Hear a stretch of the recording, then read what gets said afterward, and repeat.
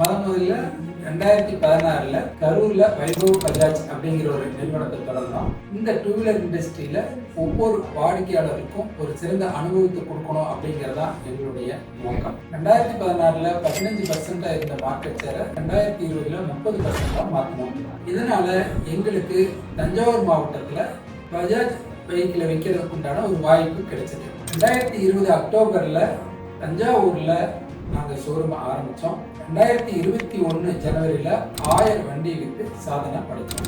இன்றைய வருடம் அங்கே 35% மார்க்கெட் ஷேரை ரீட்டைன் பண்ணிட்டு இருக்கிறோம். இந்த வெற்றி பயணங்களினால 2024 சேலத்தில் எங்களுக்கு ஒரு வாய்ப்பு கிடைச்சது.